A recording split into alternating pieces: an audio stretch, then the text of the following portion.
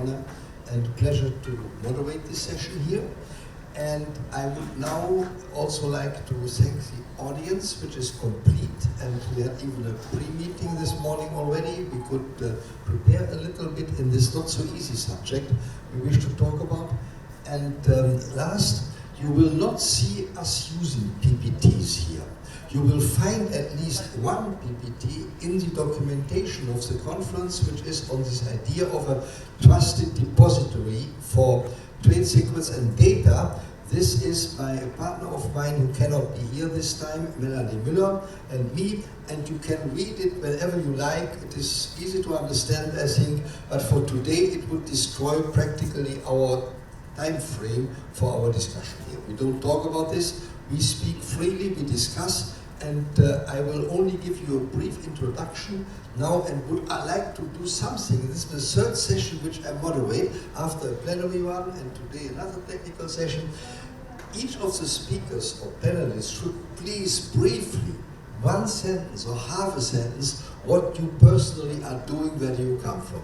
Nobody followed this, everybody ignored this, but it would be nice just to say, I am and I do this and this and this. For the audience, it is just more convenient if they know this. And we don't need to spend time by pointing down to CVs, etc. So, having said this, what do we mean by what you read here, unprotected assets in technology transfer? You will see at the end of our discussion here today, probably, we do not necessarily mean unprotected for eternity. We mean something which is possibly at the moment, with the legal tools available to protect intellectual assets and property, not sufficiently protected yet. But it means essentially, for making it easier for you, most of you are patent people at the end, we mean something which is not yet patented at least, or maybe never is patented. We wish to find out what we should do in technology transfer with this, whether we should possibly have a new instrument, new considerations, whether under common law practice, as I have learned here today. I'm a continental patent attorney, of course, in Europe. Common law is for me something where I go 3 steps backwards, because I don't understand it completely. Germany is a very lawful country. We believe in law, but we don't believe in judges, essentially. It must be printed law. That is what we believe in. Okay, sorry, that was all, and we go now in the following order. The first speaker will be everybody up to 5 minutes, 4 or 5 minutes or whatever. We discussed this in the morning already. We will have as our first contributor Dr. Raj Hirwani, a dear old friend of mine. We know each other as old as you or young as you are compared with me, but since a long time at least, when the idea of licensing, of enabling others, allowing others to use what is your protected know-how and your intellectual property, when these organizations were founded, were making their way into India. This is now 20, 30 years ago, and you will tell us briefly who you are. Everybody knows you, but it applies to everybody. And you will start, and then we go on in the order we are here. Thank you, Professor Goddar. I am basically chemical technologist by training, and I was with CSR for 40 years, and I did CSR IB Directorate.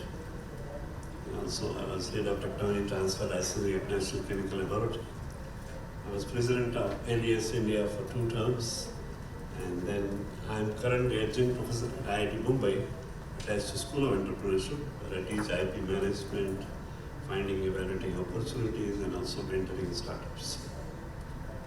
With this brief introduction, I would like to give a little historical perspective to this topic. When we got independence, we did not have any industry. We did not have any facilities to manufacture any of those goods. There were capital goods, fine chemicals. We did not have foreign exchange even to import. Capital goods or even agrochemicals for food production, pharmaceutical to take care of healthcare. So for first 40 years, government started what is called import substitution drive. And publicly R&D system was pushed to contribute to this by developing alternative processes and transferred them to the industry. And this was mainly a reverse engineering and facilitated by amendment to Patent Act in 70s, where product patents were removed for agrochemicals, pharmaceuticals and food, and process patents were also restricted to only 5 to 7 years. And then we had a phase of liberalization, globalization for about 20 years, where markets were open to technology as well as products, and exports took place. In order to be competitive with imported products, as well as protect from infringement of the foreign patents, a lot of innovative work was done, and alternative non-infringing processes were developed. And for the last 10 years, the world is again becoming more protective, and globalization is on little back foot. Government has started again another phase of self-reliance, what we call an Atmanirbhar Bharat. So again, government is encouraging indigenous development, and that is now facilitated by the startup ecosystem and more development of innovative products. Government has started hackathons and so on. So in this context, by mindset, we are process innovation driven country, and not a product innovation driven country.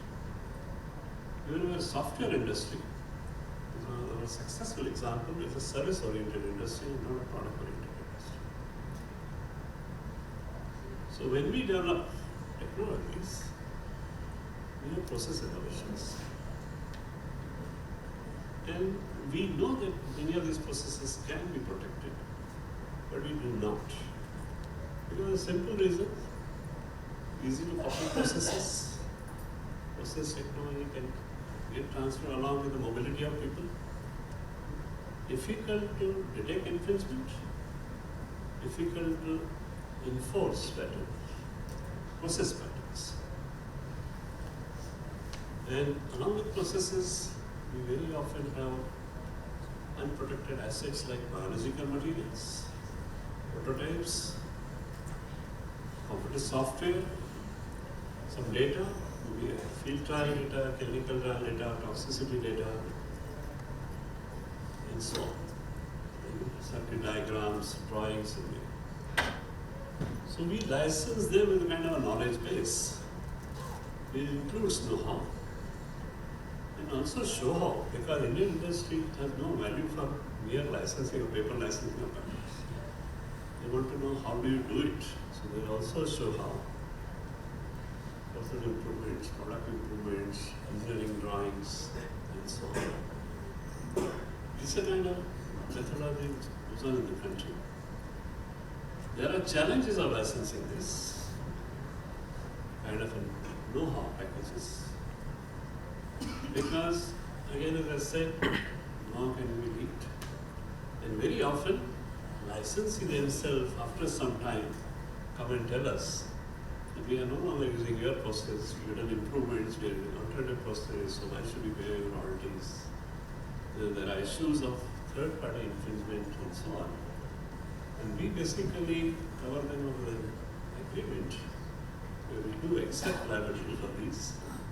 And we also say that irrespective of what process you are using, you are going to continue to pay the royalty. So we do take care of this by a contractual arrangement.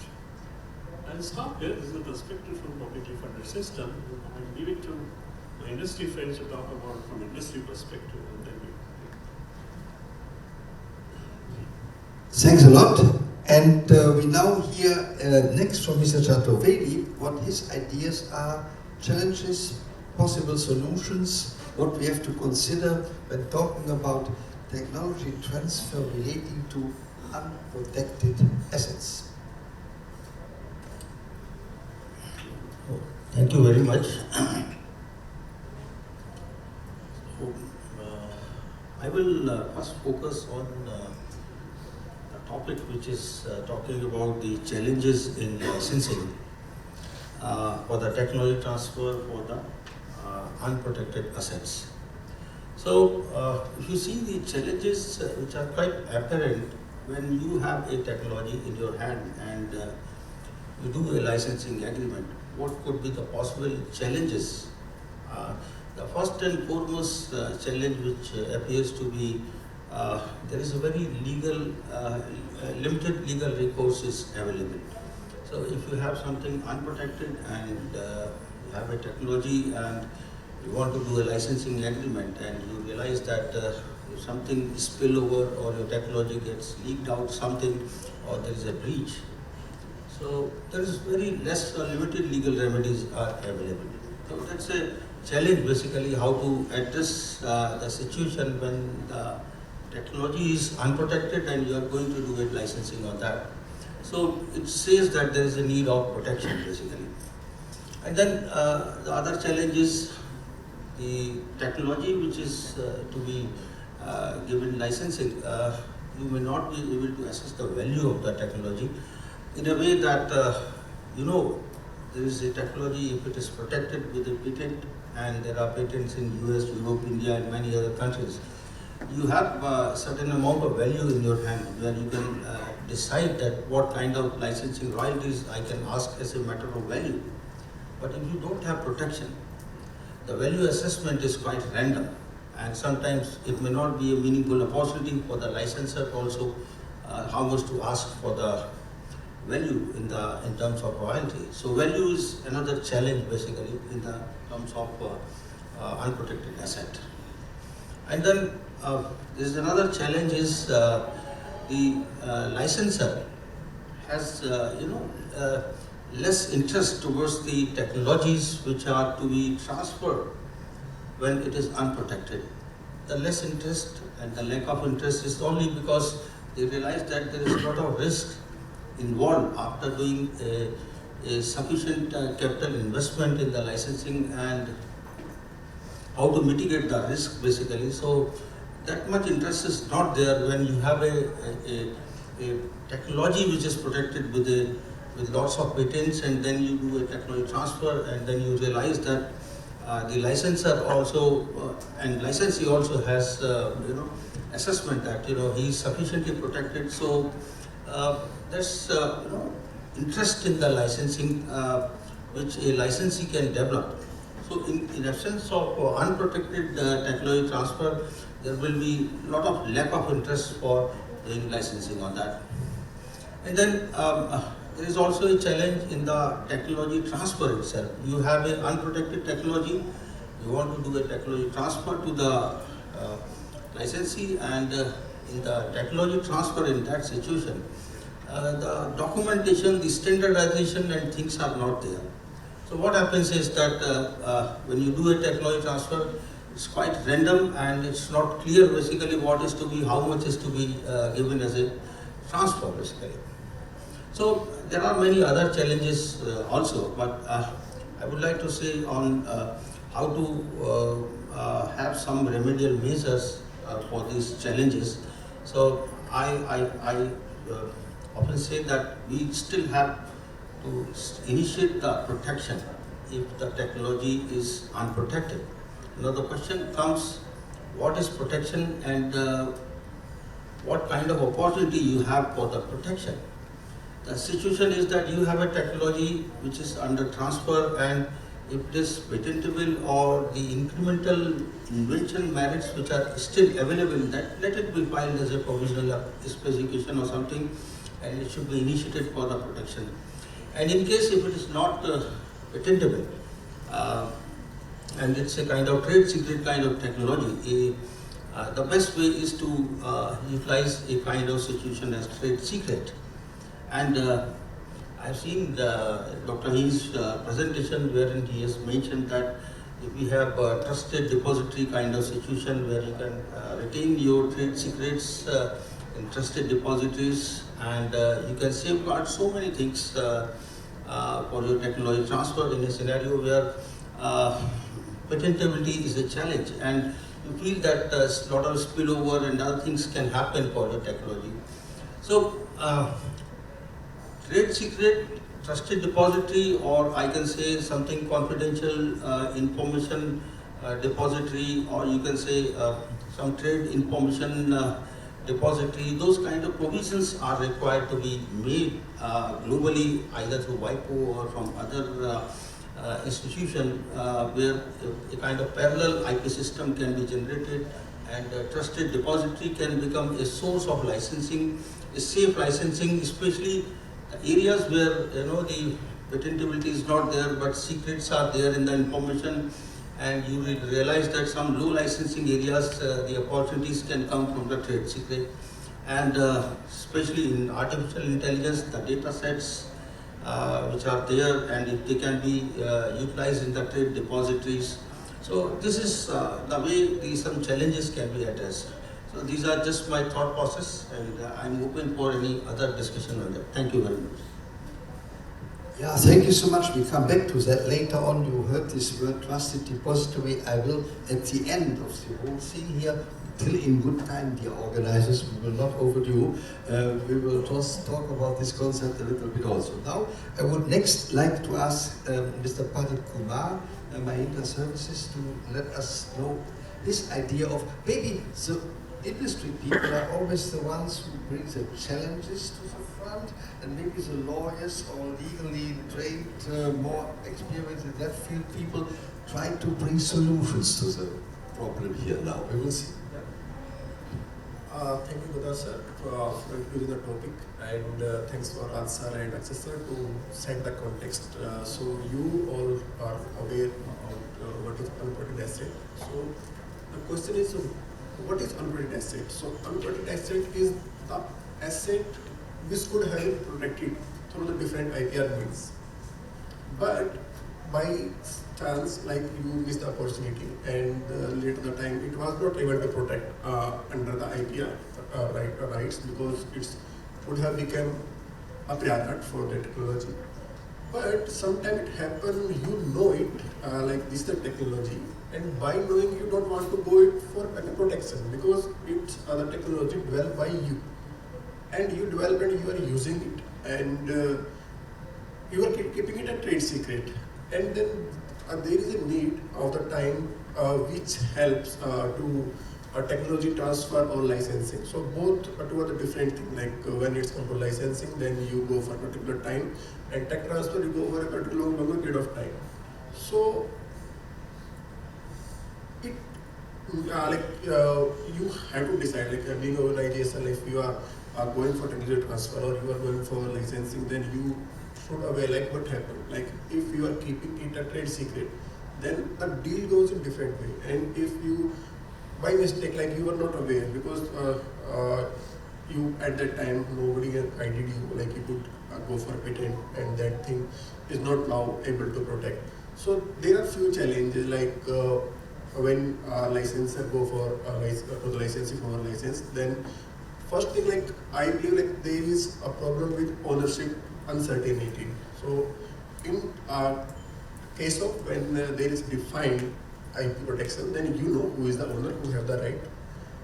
And in case of it's not look sure, like I suppose like I am the person who is going to license some technology, but for me, like it's totally new, there might be some other person that may be using the same technology, but I am not aware. So the ownership uncertainty is there. Like it is very much difficult to identify like who is actual owner. Then the second point is, as Sir said, it limits the bargaining power.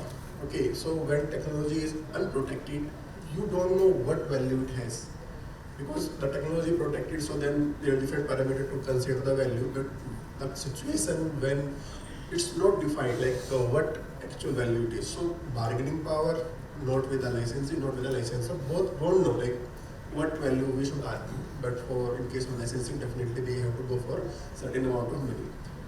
Further, next thing goes for accessing the value became tricky. So the same thing is goes there. What is the value, and how you will judge like this much value is right and this much value is not wrong. So that is again point. And as this technology is unprotected, so then the chance of copying or leak or spill out chances increase. So some other person can steal your licensing terms, or the problem arises when someone unauthorized copy it. So you cannot protect it because it was not you have not protected. So how you can stop in that case?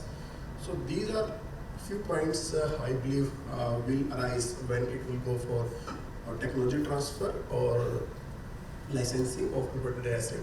At the same time, what measures we can take? So the first thing is you have to go for NDAs. So NDAs should be well written, well drafted. Every clause, whatever licensing or the terms you are defining, it should be an agreement. The agreement must be signed with the both party, and a proper NDA can help to secure the technology. Further thing, you can go for confidential agreement as well. You can go for a separate confidential agreement that can also help. And if possible, secrecy should be maintained. And whenever, and my personal belief, so technology must be protected with the IPR processes. If you go the technology transfer, it's not protected, then it's come up with lot of challenges. So these few points I could have seen what are the problems and what solution we could have gone. So I think if we take care of this point, then it will help little bit at the time of lessons it will be trusted. Thank you. Yeah, thanks a lot. And we will now hear from our first speaker, from Mr. Hemant Thadhani of Crawford, Bayley. And who are you? You are solicitor and advocates. I mean, are you a legally trained person? And what is your proposal for solutions, and where the problems are? You do the same thing. So I am a trained IP litigator, and I have been doing a lot of litigation with respect to IP matters. And in fact, I have handled a number of matters involving protection of confidentiality, confidential information, know-hows, etc. And I have seen challenges which have been faced by the owners as well as the persons who are licensed such technologies. So I will try to, thanks to Dr. Hirwani and Dr. Chaturvedi and even Mr. Pardeep for setting the tone and for giving a background. As Dr. Hirwani mentioned, that many times there are processes which are laid within the organizations which may comprise know-how or confidential information, but many times we purposely don't protect it, and that may comprise confidential information which may be worthy of protection, but it is an unprotected asset at the end of the day, and we have to somehow commercialize that asset so that it adds value to the organization. Now coming on to this aspect, what Mr. Pardeep mentioned, the sort of remedies which are there, because there is a question on the ownership aspect. When it comes to ownership of confidential information, what is important? I'm speaking of from the experience that I have seen before courts, that it is very important to identify what the confidential information is. Without identification, the information may not be worthy of protection. If it is a generic information which may be available independently in the public domain, then it cannot be protected. So the first and the foremost aspect in protecting a confidential information or a know-how is that it should be properly identified. Many times in organizations we are not able to document such processes, as Mr. Chaturvedi also mentioned, Mr. Hirwani mentioned that. So that documentation is very important, so that we have a paper trail of such information that we are planning to, we are intending to license out to somebody. So once that identification aspect is over, we have to essentially now coming to the court aspect. Now let's say I, as an owner of a confidential information, I want to initiate an action against a person who has misused my information. Now India is a common law country, and India does not have a specific trade secret or a confidential information law that could give you a statutory protection. The confidential information is protected by means of common law right, which is of a breach of confidence. So from that perspective, what the courts have considered is primarily three aspects. One is that the information must be worthy of protection as a confidential information. Now, what does that mean? It means that it gives you a competitive edge as a owner of the information over the competitors.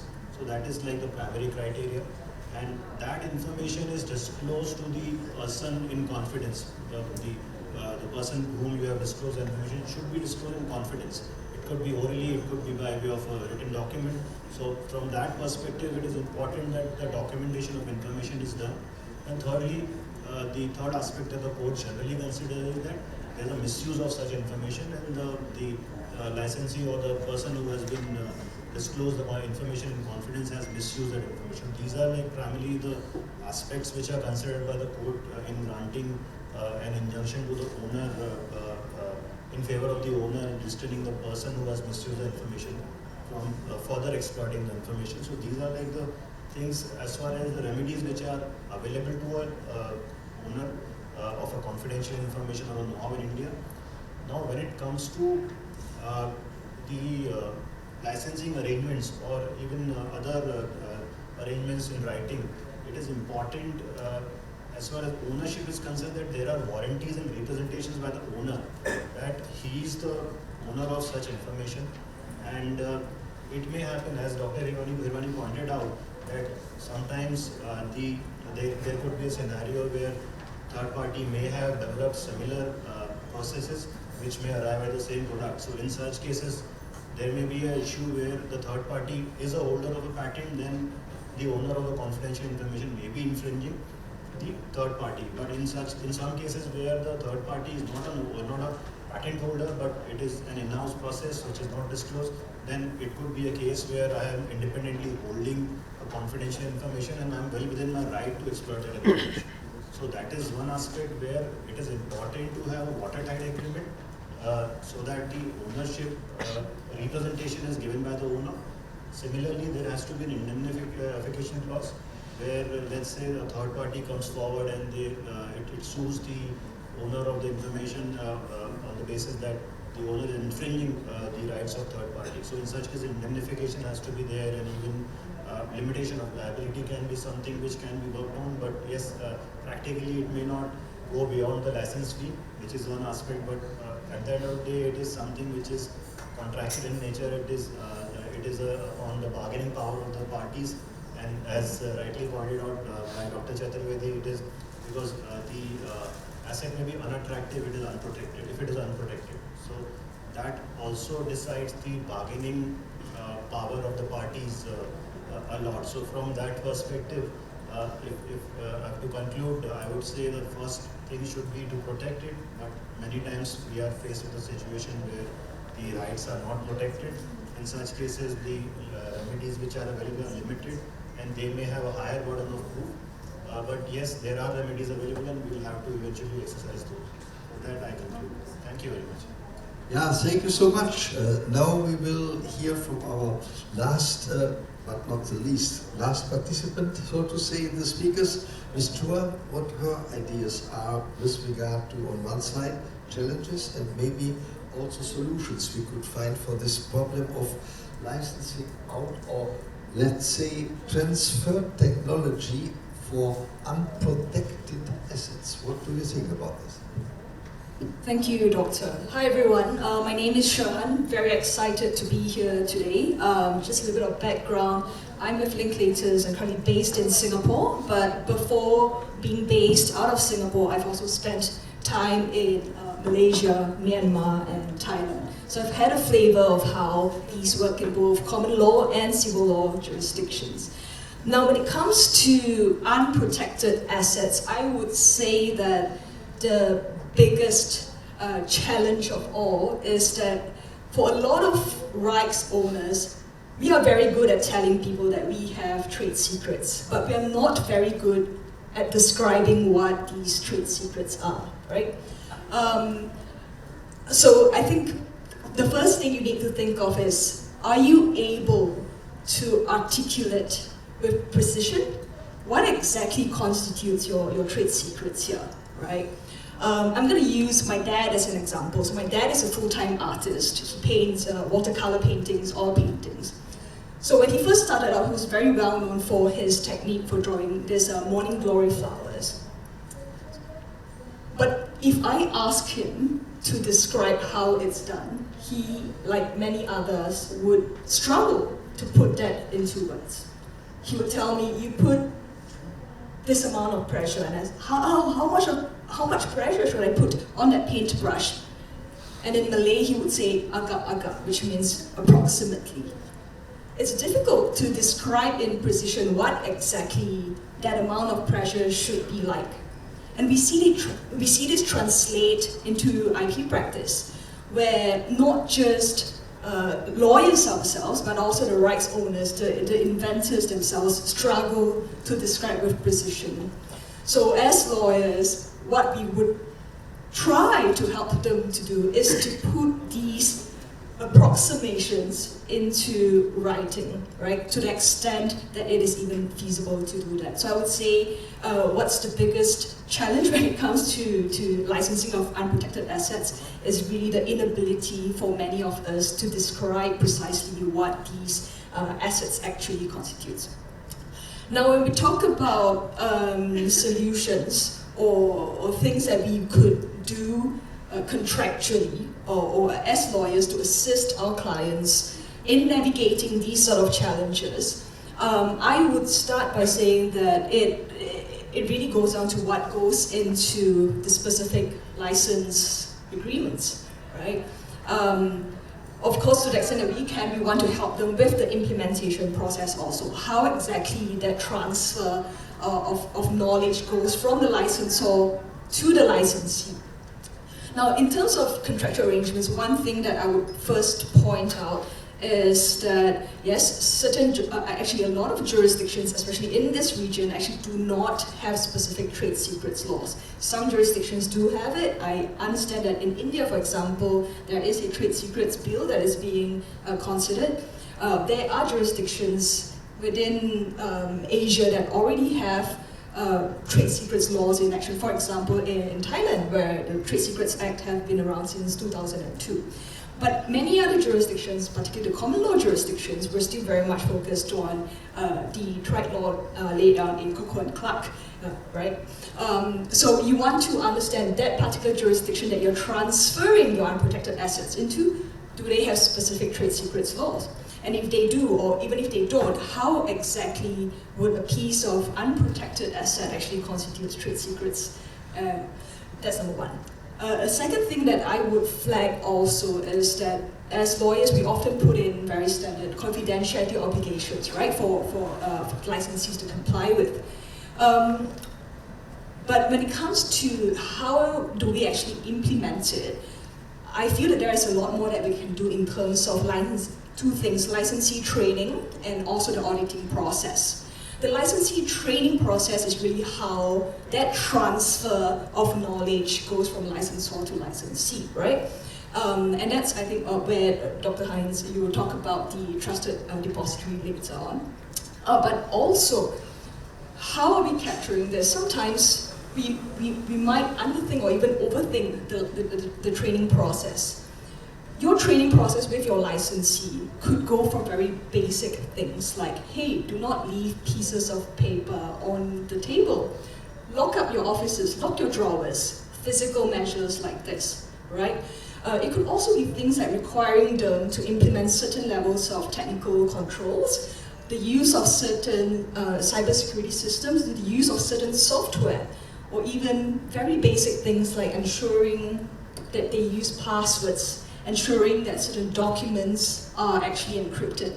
Now, as licensors, we practice these ourselves in our companies, but oftentimes these requirements may not be always clear to your licensee. So you need to communicate your expectations as to how you want your assets or your know-how, your trade secrets in this case, to also be protected by your licensees.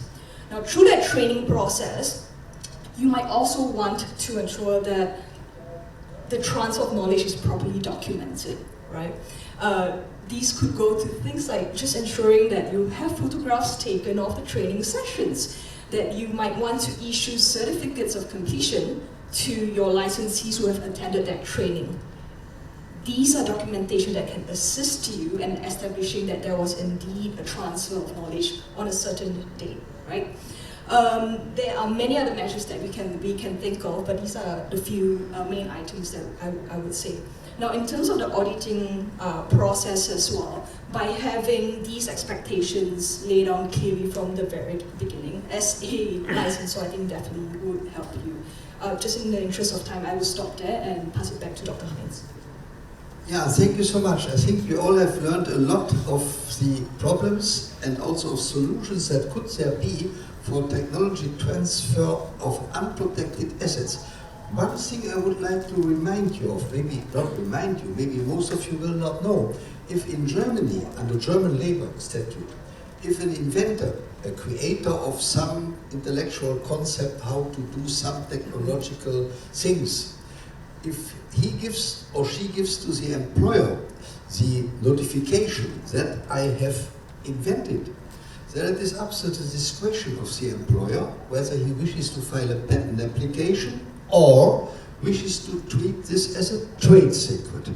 I don't go into the mechanisms, because if he does not wish to accept that it should be protectable by a patent, the employer has to go to certain arbitration procedures at the patent office. I don't wish to talk about that, but the important thing is the employer has to pay to the employee in case that he wishes to treat the invention as a trade secret, the same amount of money, remuneration, fair share of the profit, or better to say the value of the invention which it has for the employer, as if it would be patented. So we know there is something we would call unprotected technical know-how. This is what is a trade secret, and for the employee, for the inventor, it doesn't matter at the end of the day. It matters insofar that the risk is higher than it is later on somehow becoming public, and then no competitive advantage, competitive edge anymore for the employer. Too bad. So the employer may even have to pay more in this case, or promise to pay even after the becoming inadvertently public of this know-how. But we see there are very many different kinds. Unprotected know-how, not yet protected know-how. And the idea of this trusted depository is simply, actually some US lawyers told me, they are very sharp. He told me, are you not just generalizing an idea which we have already, and this might be particularly of interest in a country like India. For me, originally, my experiences with Indian technology was pharma, biotech. It was in the time when inventions coming out of India, if they were patented somewhere in the world, it was in pharma, period. And later on it became more and more, even because generic industry turned into pharma industry, etc. Because there we have, since 1977, by the Budapest Treaty, a depository for biological material which you need in order to exercise a certain patent. Let's say how to transform iron ore into human insulin by a certain bacteria which you put onto it. That's only, of course, an example which I make up here. But this you have to deposit in a depository, and somebody who is legitimated to do so takes out this biological material legitimately by compulsory license, by license agreement, by act of the sovereign public use order, whatsoever. There it exists, but we don't have it. For trade secrets, you saw this recently in the COVID period, when it was very acute that the international owners, like my dear German BioNTech, some people think the BioNTech vaccine is Pfizer, it is not Pfizer. Pfizer licensed it, of course, it is a German invention. And nevertheless, when you ask them for a license, CIPLA or the Indian Institute for Vaccines, whatever did it, it's not enough. You need additional know-how, otherwise you can't make it. A license is not enough for you, a patent license.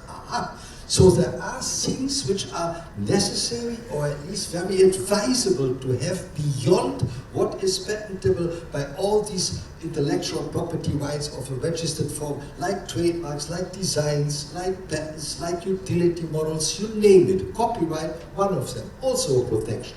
So why not having a general depository which has to be secure as this safe room, or which was just described to us by Ms. Chua, where she said it has to be something which is closed, where you may give access to, and these access codes themselves could be a licensable article again, that you say if you pay this and this, on top of what you are paying for the patent license in order to get a full technology license. That is for this access code, how to get there, how to secure keywords, blockchain and whatsoever. I don't go any further. I don't wish to take the last minutes, maybe, away from the audience in order to raise questions to us here. You will read all the details in a proposed memorandum. Particularly, it's also available to the organizers at the PPT. It's at the table of WIPO. China, mainland China, has brought it there, and they are now considering to establish such an internationally accepted depository for maybe blockchain secured, however, of these trade secrets. And particularly nowadays, everybody talks about artificial intelligence, AI. You need training data. Self-learning generative AI does not work. It is stupid like whatever you can think of if there are not the training data available. Protected training data, raw data, not at all. No copyright protection, no patents on it, nothing. This all could be there, and you make a second stream of license fees, maybe even available as an incentive for the creator, as a benefit for the who has a choice then of the licensee. That's I wanted to tell you now. Two questions we can raise. One question first in the audience. There is one. As it is mentioned, it's different from an implied to an implied. For the benefit of everybody. This is a technology perspective. When there is a trade secret just mentioned from an implied to an implier. Implier because of secrecy doesn't want to patent it. However, if a third party does the research and invents the same technology and gets a patent on that, will the original company who has got a trade secret will be infringing it?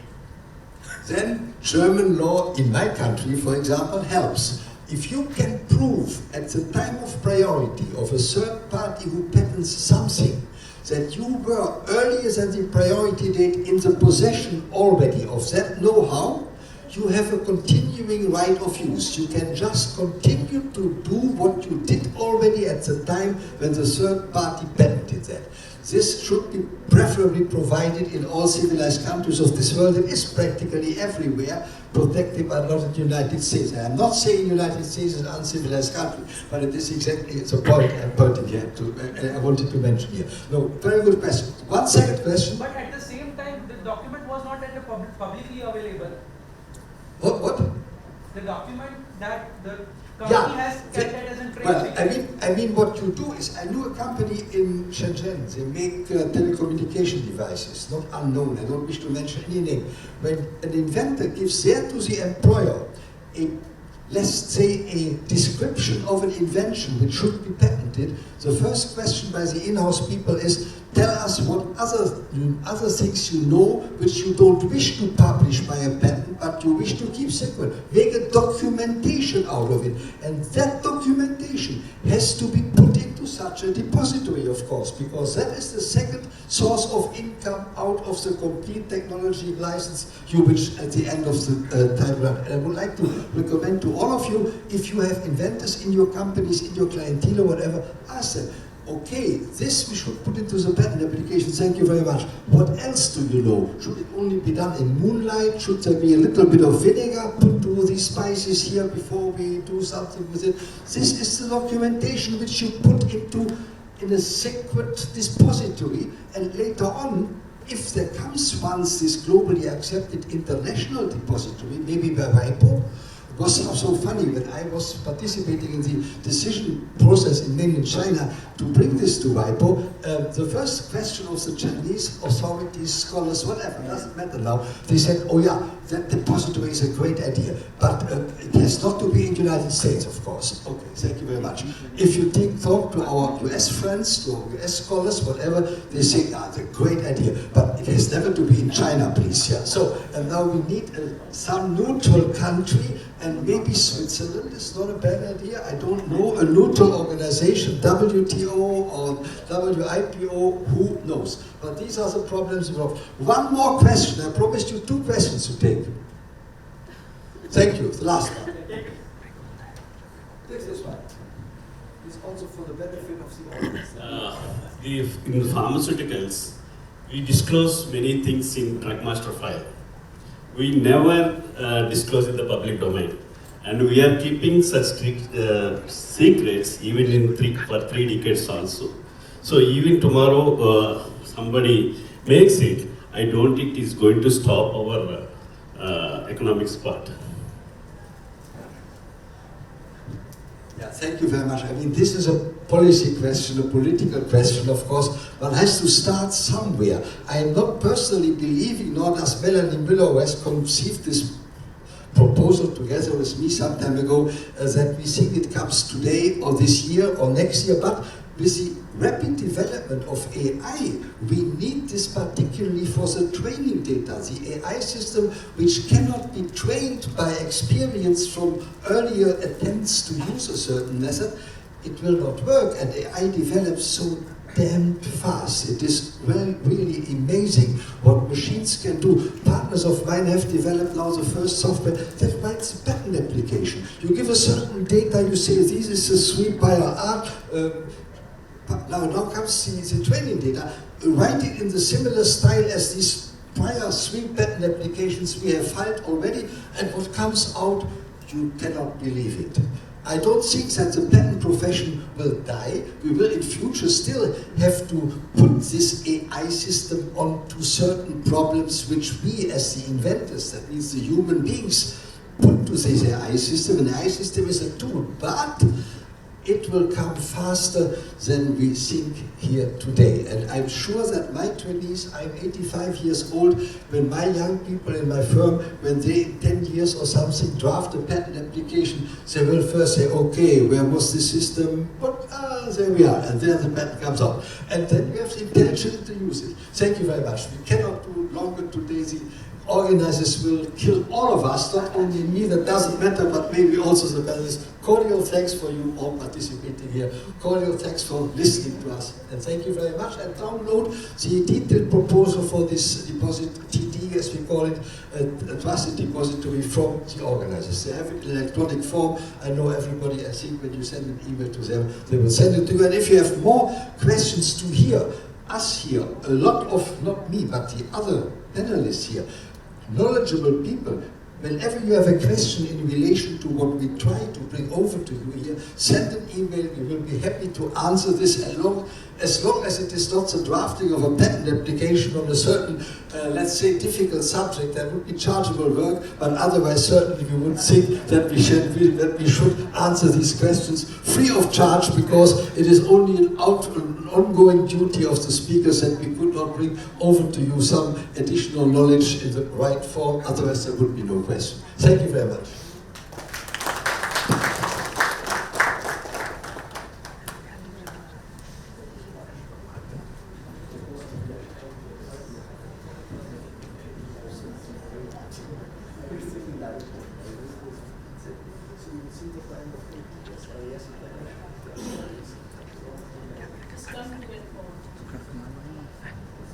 Mr. Akshay Kant.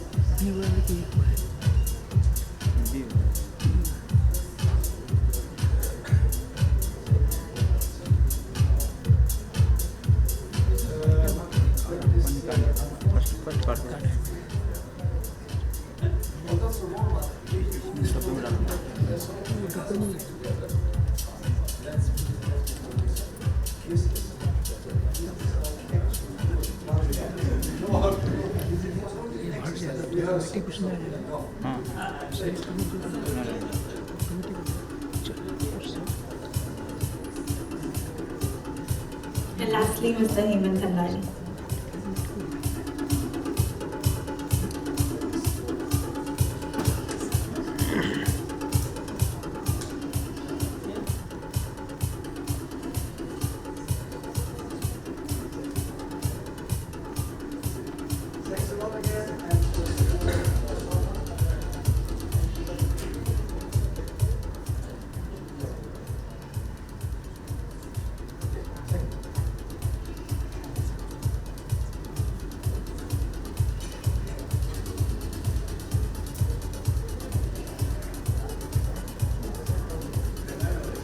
We will be beginning with the next session in the next 5 minutes.